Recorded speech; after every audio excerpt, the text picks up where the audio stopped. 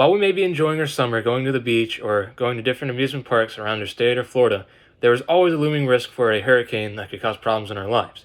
In fact, according to a report released by the National Oceanic and Atmospheric Administration, nearly 40% of all hurricanes have made landfall in the state of Florida between 1851 and 2020, respectively, with most landfalls occurring in a period between June 1st and November 30th. That is the length of the Atlantic hurricane season, for those who don't know. Although we don't see storms every year here in Florida, there is always a reason to be prepared. Like many of you, I was a victim of Hurricane Ian. My house was damaged, and I unfortunately lost my car to the whole ordeal. Without the supplies I had at the time, I would not have been prepared for the brunt of the storm. Today, I'm going to inform you all on how to properly prepare for hurricane season and how you can do that by obtaining the right supplies. To do this, I will first provide background context on recent hurricane disasters, how to prepare by obtaining the right supplies, and where you can find additional resources.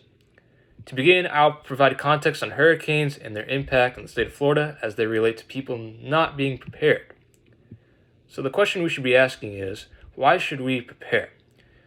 Now, Florida has a pretty decent chance of experiencing hurricanes each year. Given that hurricanes only make landfall every few years, it can be really easy to be caught off guard.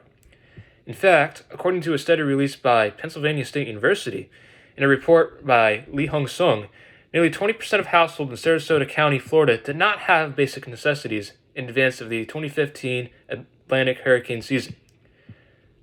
Now, these supplies range from can openers, 30 supplies of medicine and canned foods, rainwear, and knowledge on how to turn off utilities in case of a hurricane, which is an important point. If you do not turn off your utilities prior to the hurricane's arrival, you risk those utilities being damaged in case there's a power surge or the power goes out. Now, it should be alarming that some people do not even have the basic supplies to be prepared for hurricanes. Luckily, there are recommendations we can follow to ensure we are not a part of that 20%.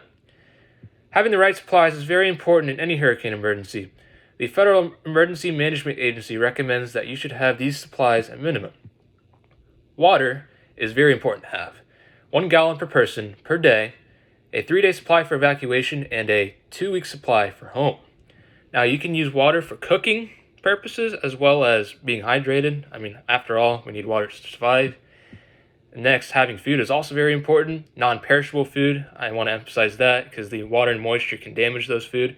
You also want easy to prepare items in case your appliances go out. And you want a 3-day supply for evacuation and a 2-week supply for home.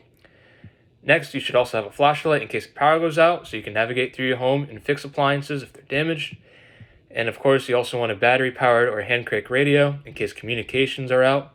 You want to be able to communicate with your neighbors or contact emergency personnel in case you are trapped.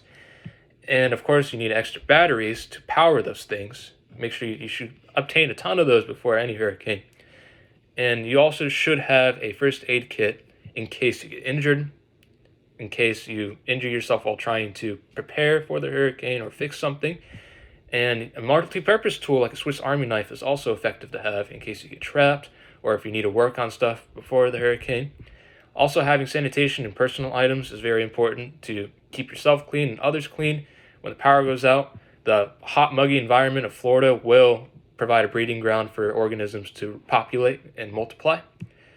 And if you do choose to evacuate, having copies of personal documents is also very important.